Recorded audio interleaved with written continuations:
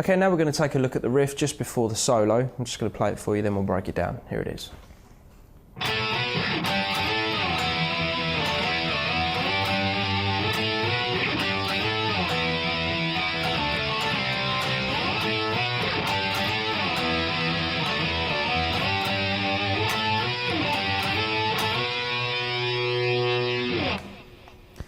Okay, it's relatively simple, this bit. Just you can use one finger if you want, which is what I'm doing, and you just bar the D and the G string on all of these chords, and I'm just going to sort of call out the frets. So we're going to be sliding from the 14th to the 16th, then 12th to the 14th, and then down to 9 across the D and the G. There's a little bit of a kind of down-up chucker in there,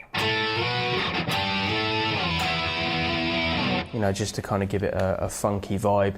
Seeing as the wah pedal is being used as well, it just gives it a bit of flavour. Then we're going to slide from 7 to 9 down to 7 to 9 again, then up into 12. Okay, so we've got this so far.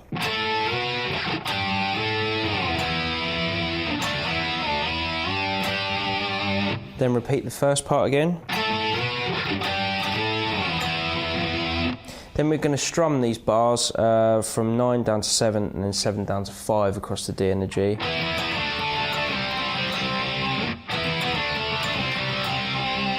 Then repeat the first half again.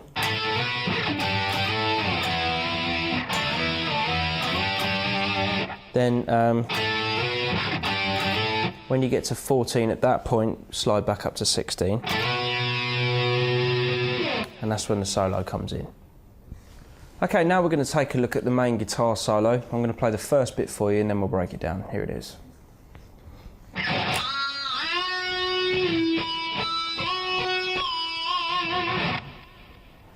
Okay, this first part of the solo is going to start on the 4th fret on the G string, and if you can, try and open it with a pinch harmonic.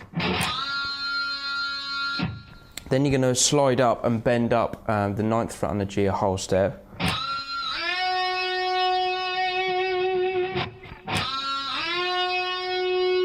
Then when you, just as you're letting that note down, you're going to try and tap a harmonic on the 14th fret wire.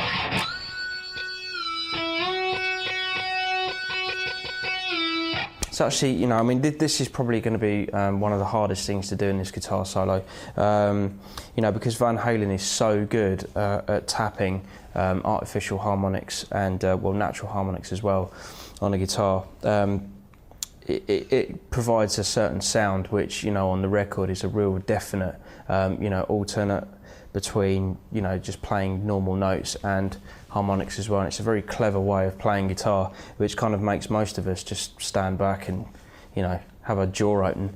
But yeah, I mean, this is a very difficult technique to kind of get your head around, but basically you're just going to be bending up and letting down the 9th fret on the G, and then trying as hard as you can to get harmonics to ring on the 14th fret and then on the 17th fret as well. On both those wires are pretty much where your target harmonics are going to be. For the performance of this, it took me a few goes to get it right, but I managed to get it eventually. But you know, once you get this technique down, you know, pretty much consistent, you should be able to just hit the same points all the time. But you know, trying to hit those harmonics is definitely difficult.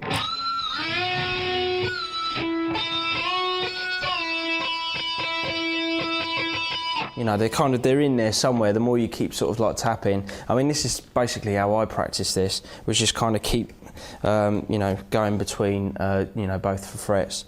And it just sort of sounds like a broken down ambulance when you can't get it right.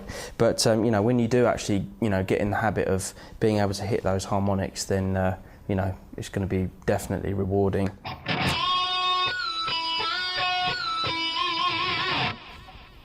Okay, so moving on from that, we've got some classic Eddie Van Halen tapping down in the 2nd fret, 5th fret on the B string, and then the 7th fret on the B. So we're just going to tap the first note, pull off to second fret on the B. So tap 7, pull off to 2, and then hammer on 5, and then hold. So, and then carry on the tapping. So basically this, there's a mixture of this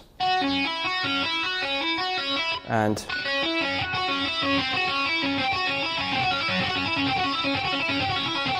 which is basically doing the same thing, but instead of going straight back to the tap, you're pulling off again to the second fret and then adding in the 5th fret on the G.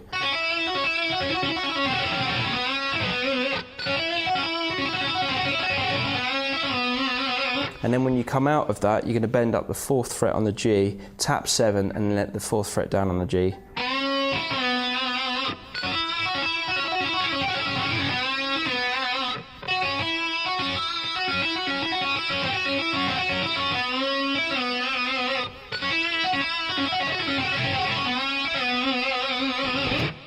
And then moving on from that, you're going to have this.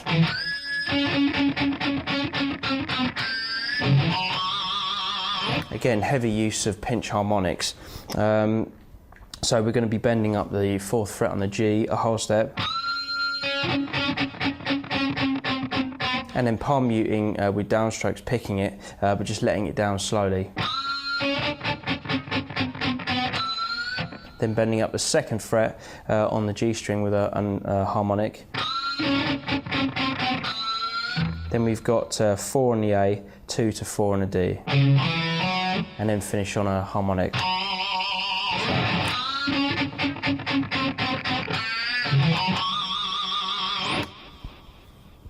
Okay, now we're coming to the next part of the solo. This is going to be another tricky part, just like the intro. Where you're going to be playing some licks and then trying to get the drill in between bending notes and putting a drill noise in, and then doing the bending note again.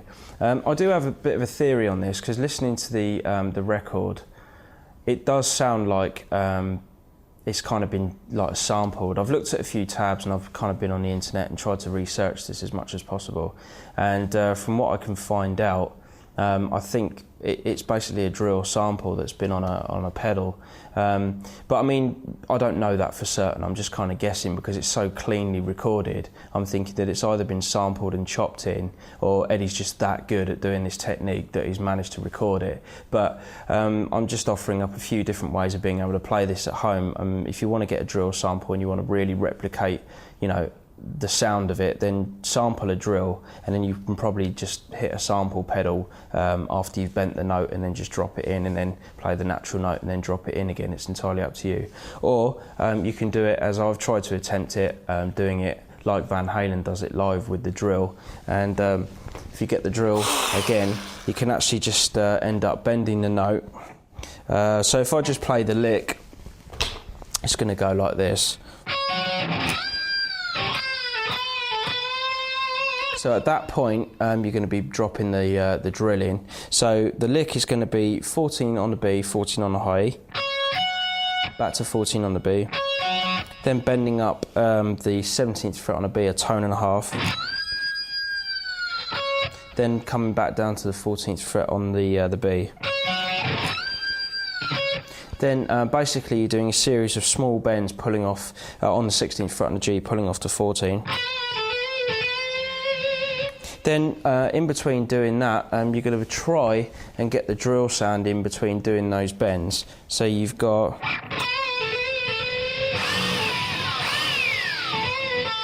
I mean, you can sort of see the complications that you've got already, because when you do the drill, you have to get it miles away from the pickup to actually, you know, hear the guitar again. So, I mean, when I've seen Eddie do this, he kind of just sort of, you know, pulls the drill up in the air and stuff like that. So again, I'll just play the lick.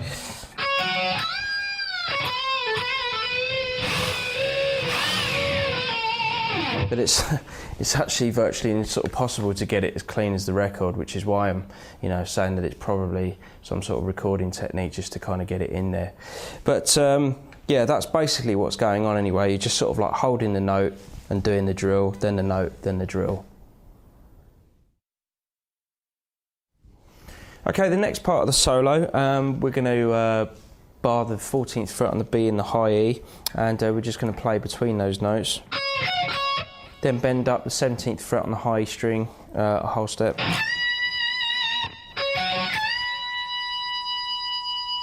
Then we're going to play 14 high E, 14 B again. Then we've got a sort of half bend on the 16th fret, going to 14 back to 60.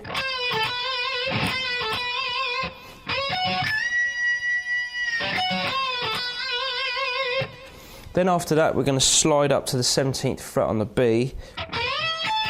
Then we're going to basically play the 17 on high E back to 17 on B. Then bend up the 19th fret on the high E string a whole step. And then sort of bend it up to pitch and pick it 3 times. Then we've got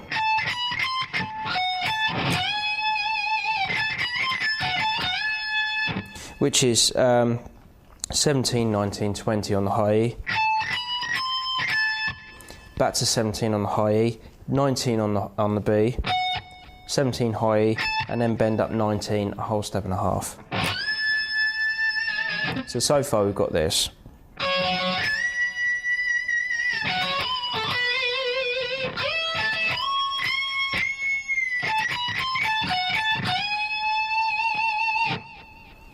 Okay, the next lick is going to look like this.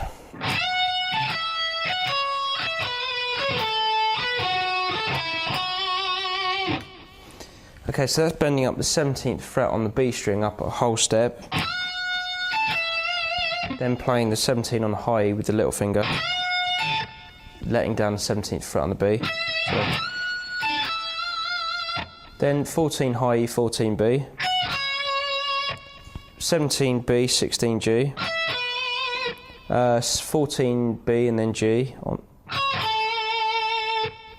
then 16 on the G to the D, 14 on the G, and then 14, 16 on the D. So.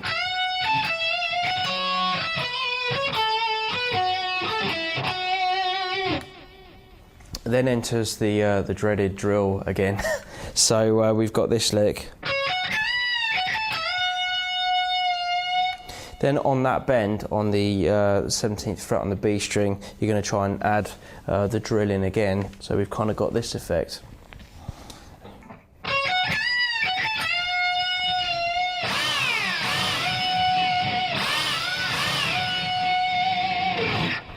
It's slightly easier to do it on that note because you can basically you've got a definite bend to go into. When you do the drill, take your hand off the guitar. Then when you pull it away, do the bend and kind of do that sort of thing. So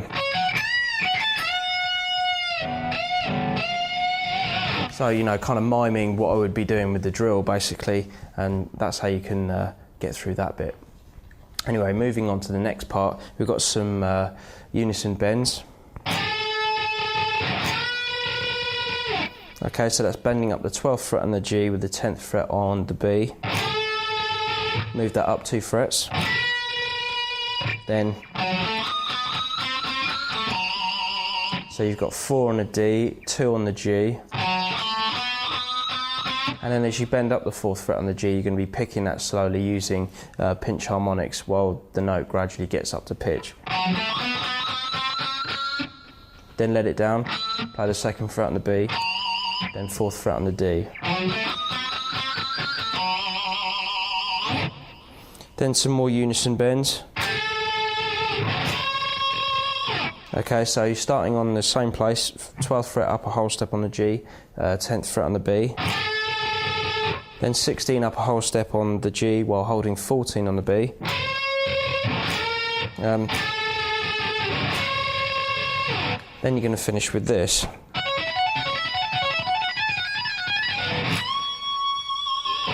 Okay, so it's you know, back to old classic Eddie Van Halen. So tap 19 on the B string, pull off to 14, hammer on 17, then do that on the high E string, and then just alternate between the two.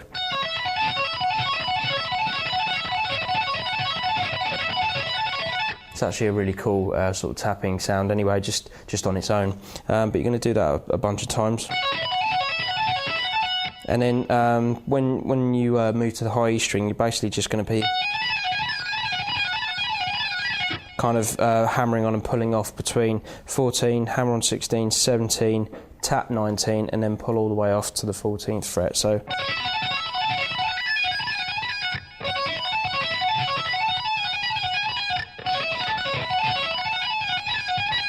you can kind of do it 3 times each, and you pretty much, you know, be bang on to the record. And then to finish, you just bend up the 19th fret on the high E string, the whole step.